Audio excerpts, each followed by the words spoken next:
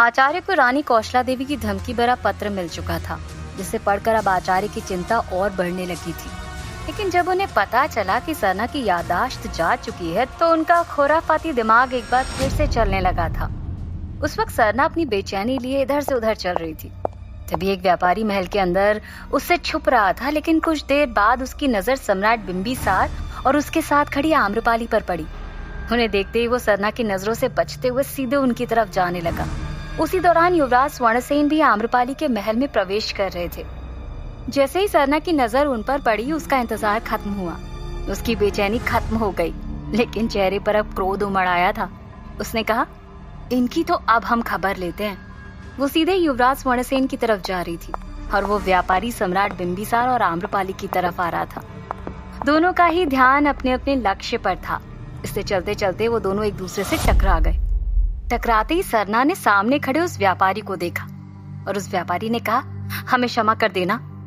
ऐसा कहते हुए जब सरना की तरफ उसने देखा तो वो घबरा गया, जैसे उसकी कोई चोरी पकड़ी गई हो। वो तुरंत अपनी नजरें सरना से छुपाते हुए और अपनी आवाज भारी करते हुए कहता है, क्षमा कीजिएगा, परंतु आपको चोट तो नहीं लगी? सरना को तो उससे टकराने पर कोई फर्क ही नहीं पड़ा था। उसने सहज भाव से कहा, जी हम ठीक हैं। इतना कहकर सरना वहां से युवराज की तरफ सीधे निकल गई। लेकिन सरना पर कोई फर्क ना पड़ना उस व्यापारी को अचंभित कर गया। वो आश्चर्य से कहता है, सरना के सामने हम खड़े थे, वो भी एक साधारण व्यापारी के भेष में, तब भी उसे कोई फर्क नहीं पड़ा? ये कैसे हो सकता है? ये सोचते हुए वो असमंजस्य में सीधे सम्राट और आम्रपाली के पास पहुंचा। उसने कहा, भानु प्रताप जी। उसकी आवाज सुनकर सम्राट और आम्रपाली दोनों की ही नजर उस पर पड़ी। उसे देख सम्राट के चेहरे के भाव खुशी में बदल गए, लेकिन आम्रपाली उसकी आंखों की तरफ ध्यान से देख रही थी। उस व्यापारी ने सिर झुकाकर आम्रपाली का अभिवादन किया, लेकिन आम्रपाली सम्राट से कहती है, ये कौन है भानु प्रताप जी? आम्रपाली को अपनी तरफ इस तरह से निहारता हुआ देखकर वो व्यापारी असहज हो गया। तभी सम्राट ने कहा, आम्रपाली हमारा साथी है, हमने ही इन्हें यहाँ बुलाया है ताकि हमारे काम में ही हमारी सहायता कर सके। हम बस अभी आए। ये बोलकर सम्राट तुरंत उसे अपने साथ लेकर एक किनारे हो गए और कहते हैं, अंतेनाग, तुम सीधे महल क्यों आ गए? वो व्यापारी कोई और नहीं बल्कि अंतेनाग था। इसलिए वो सरना के सामने आने से डर रहा था, क्योंकि एकमात्र सरना ही ऐसी थी जो उसकी आहट से भी उसको झटके में पहचान लेती थी। लेकिन सरना के इस बर्ताव को अंतेनाग समझ नहीं पा रहा था। आम्रपाली अभी भी उनकी तरफ देख रही थी। अंतेनाग ने सम्राट से कहा, सम्राट, हमें आपसे कुछ महत्वपूर्ण बात करनी है, इसलिए हमें सीधे यहाँ आना पड़ा। तो सम्राट ने कहा, ऐसा क्या हुआ अंतेनाग? तो अंतेनाग ने कहा, सम्राट, हमें पता चला है कि यहाँ पर कोई मगध का आदमी है जो हमारे गुप्तचरों को मार रहा है। ये सुनकर सम्राट के चेहरे के भाव बदल गए और उन्होंने कहा, इस बात का संदेह तो हमें तभी हो गया था जब ये खबर हमें मिली थी। अंतेनाग, तुम्हें राजमहल और आम्रपाली के महल के चारों तरफ कड़ी निगरानी रखनी होगी और जिस पर भी संदेह हो उसे तुरंत पकड़कर हमारे सामने लेकर आना।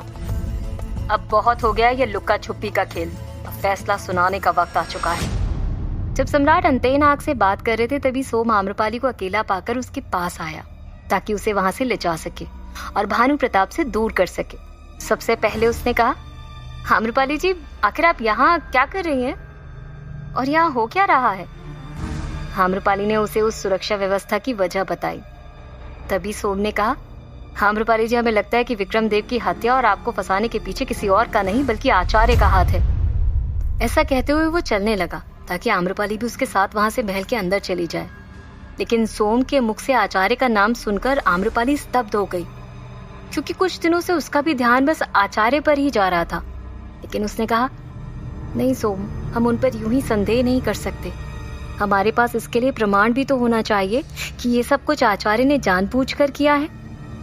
सोम ने कुछ सोचते हुए कहा, प्रमाण तो नहीं है, लेकिन उनका व्यवहार। सोम की बात पूरी होने से पहले ही आम्रपाली ने उसकी बात काटते हुए कहा, सोम, उनके व्यवहार के बिना पर हम यह निर्णय नहीं कर सकते कि वो आरोपी हैं। भला हमारी उनसे क्या दुश्मनी? इससे पहले तो हमने कभी भी उनसे ढंग से बात भी नहीं की थी। आम्रपाली की बात सुनकर अचानक से सोम को याद आया कि 2-3 बार उसने आचार्य को महल में आते हुए देखा था। वो तुरंत वहीं रुक गया और एकाएक बोला, आम्रपाली जी, आप क्या कह रही हैं? क्या सच में आपने कभी भी आचार्य से इस तरह की कभी कोई बात नहीं की? आम्रपाली ने याद करते हुए कहा, नहीं तो? तभी सोम ने कहा, फिर आचार्य नीलपत महल में किससे मिलने आते थे? ये सुनकर आम्रपाली हैरान हो गई और कहती है, सोम, आचार्य कभी भी हमारे महल आए ही नहीं, तो तुमने उन्हें कब देख लिया? ये सुनकर सोम स्तब्ध रह गया, उसकी आंखें बड़ी बड़ी हो गईं। ऐसा हो ही नहीं सकता, हमने खुद उन्हें कई बार अकेले महल में आते हुए देखा है। ये सुनकर आम्रपाली की भौहें सिकुड़ गईं, उसके माथे पर शिकन दिखाई देने लगी। उसने कहा, क्या तुम्हें पूरा यकीन है कि तुमने उन्हें देखा था? हाँ आम्रपाली जी, लेकिन तब हमें लगा था कि राजमहल के किसी काम से वो आपके महल आए होंगे, इसलिए हमने कभी ना तो उन्हें और ना ही आपको कुछ कहा या पूछा। सोम की बातें सुनकर आम्रपाली का दिमाग अब पूरी तरह से घूम गया था।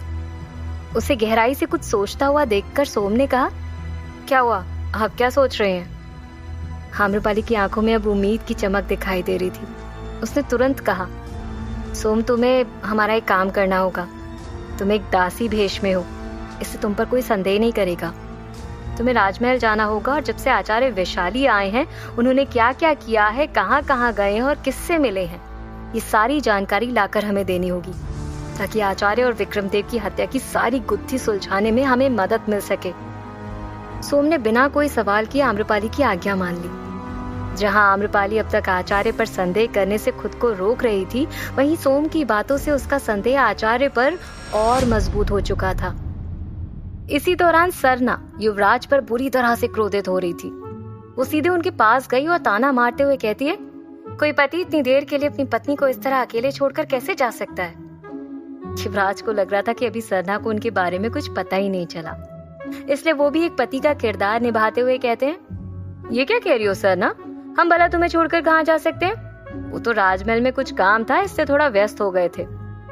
तुम्हें तब तक कोई तकलीफ ना हो इसलिए इन सबके बीच में छोड़कर गए थे। युवराज अभी भी सच नहीं बता रहे थे। ये देखकर सरना के चेहरे के भाव बदल गए, वो और ज्यादा गंभीर हो गई और युवराज की आंखों में आंखें डालकर कहती है, वैसे आपने हमें ये क्यों नहीं बताया था कि आप वैशाली नगर के युवराज हैं? क्या कोई पति अपनी पत्नी से इतना बड़ा झूठ बोल सकता है?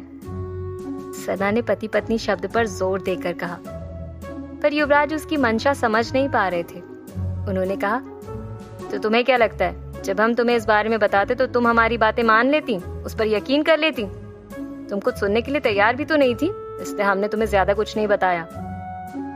उनकी ये बातें सुनकर सरना ने अपने मन में कहा, यहाँ तो अब हमें किसी पर भी भरोसा नहीं हो रहा, लेकिन सच क्या है जानना ही होगा, वरना हम कोई भी नई शुरुआत नहीं कर पाएंगे।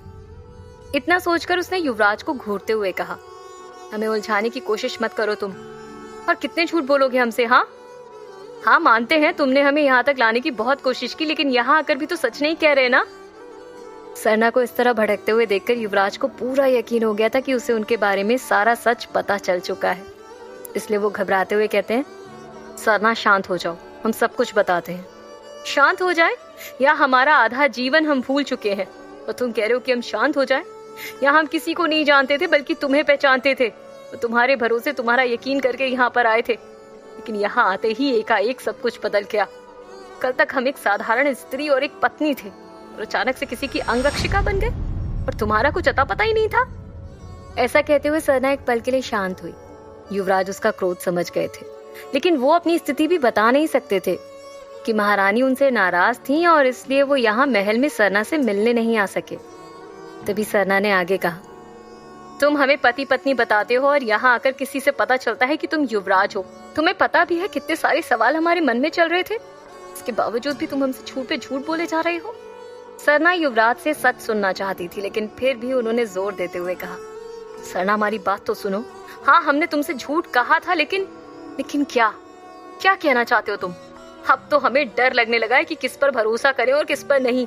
कभी किसी की पत्नी तो कभी किसी की अंगरक्षिका, और यहाँ महल में भी कुछ सही नहीं है, सब अलग अलग बातें करते हैं, हर तरफ दोहरी बातें सुनाई देती हैं। यहाँ तो किसी को समझना भी मुश्किल हो रहा है। खैर किसी और से क्या कहना, जिस पर भरोसा किया था उसी ने हमारा सारा भरोसा तोड़ दिया। झुंझुलाते हुए सरना वहां से महल के बाहर की तरफ जाने लगी, लेकिन युवराज उसके रास्ते में आ गए और उसे रोकते हुए कहते हैं, तुम कहाँ जा रही हो? सरना ने उन्हें क्रोध भरी आंखों से घूरकर देखा और कहा, सच पता करने कि आखिर असली में हमारे साथ हुआ क्या था और हम कौन हैं। हमें यहाँ अब किसी पर भी भरोसा नहीं, और हम आपका कुछ बिगाड़ नहीं रहे, इस बात की खैर मानिए। जो आपने हमारे साथ किया है, आप उसकी सजा के पात्र हैं। युवराज ने उसे रोकने की आखिरी कोशिश करते हुए कहा, लेकिन सरना, तुम महल से बाहर सुरक्षित नहीं हो। अब तो हमें लगने लगा है कि हम महल के अंदर भी सुरक्षित नहीं है। जहाँ तुम जैसे झूठे लोग रहते हैं, वहां तो हम बिल्कुल भी नहीं रह सकते। इससे पहले कि हम आपके साथ कुछ गलत कर दें, हटिए हमारे रास्ते से। युवराज को लगा कि सरना भी गुस्से में है, इसलिए कुछ देर के लिए उसे अकेले छोड़ देना ही उचित होगा। और वो इतना तो जान चुके थे कि सरना का कोई कुछ भी नहीं बिगाड़ सकता, क्योंकि वो अभी भी खुद की सुरक्षा कर सकती है। इसलिए युवराज उसके रास्ते से हट गए और कहते हैं, जब क्रोध शांत हो जाए तो वापस आ जाना। सरना उन्हें अनसुना करके सीधे महल की तरफ बाहर चली गई। एक तरफ सरना के अंदर सवालों का तूफान उठा हुआ था, तो वहीं दूसरी तरफ धीरे धीरे करके पूरे वैशाली की प्रजा में यह अफवाह फैल गई थी कि राजा दोगुना कर बढ़ाने वाले हैं। और इन सब की वजह आम्रपाली है, जिसकी वजह से वहां की महिलाएं भी विरोध में उतर आई थी। आम्रपाली ने अपने महल में आने वाले सामंत पुत्र को मार दिया है। इस अफवाह ने उस विरोध में आग में घी डालने का काम किया था, जिससे विद्रोह को और ज्यादा बल मिल गया।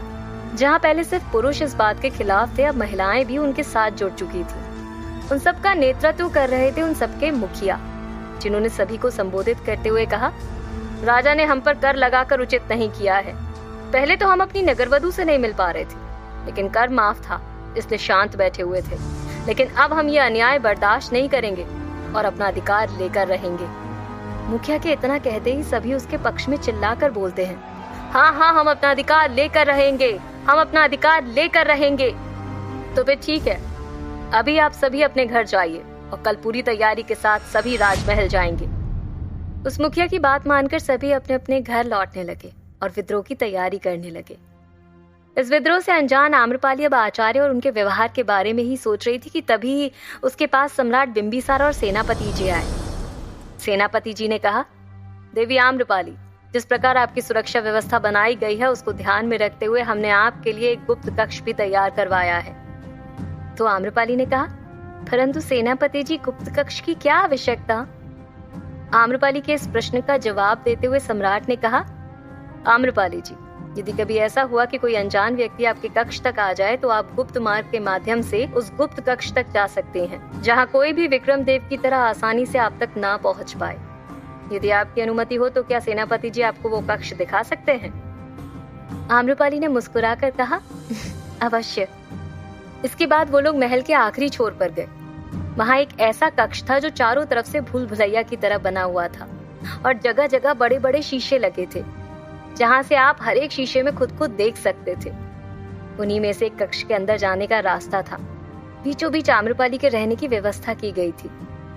आम्रपाली, सम्राट बिंबिसार और सेनापति जी उन शीशे के सामने खड़े थे और तीनों का ही चेहरा उन सभी शीशों में एक बराबर दिखाई पड़ रहा था।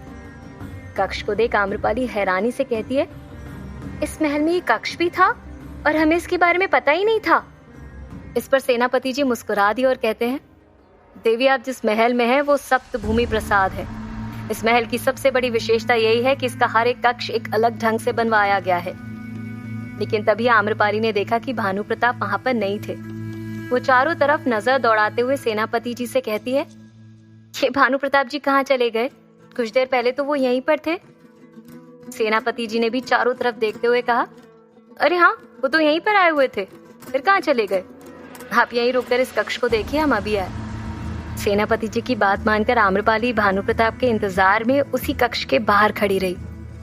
जहाँ एक तरफ आम्रपाली की सुरक्षा व्यवस्था मजबूत की जा रही थी, तो वहीं दूसरी तरफ सरना महल से बाहर गंगा घाट के किनारे जाकर बैठ गई और अपनी उलझन को सुलझाने की कोशिश करने लगी। कुछ देर बाद अचानक किसी की आवाज उसके कानों में पड़ी, इस आम्रपाली का कोई भी भरोसा नहीं। विक्रमदेव की हत्या के बाद किस तरह सफाई से झूठ बोलकर उन बेचारों को सजा दिलवा दी, क्या गलती थी उन लोगों की। उसने देखा तो घाट पर दो लोग आपस में बात कर रहे थे। तभी दूसरे ने कहा, आम्रपाली की मासूमियत पर मत जाना भाई, वो बाहर से सीता लेकिन अंदर से मंथरा है। तुम्हें पता नहीं उसने कितने सारे लोगों की जिंदगी बर्बाद कर दी है। वो अपने स्वार्थ के आगे किसी को भी नहीं छोड़ती, फिर चाहे वो कोई भी हो। उनकी बातें सुनकर सरना की आंखें चौड़ी हो गईं। वो अपने मन में कहती है, क्या सच में आम्रपाली ऐसी है? तभी सरना के बगल में आकर किसी ने कहा, चलो, तुमसे बात करने का मौका तो मिला। हमें तो लगा था कि हमारी कभी तुमसे बात ही नहीं हो पाएगी।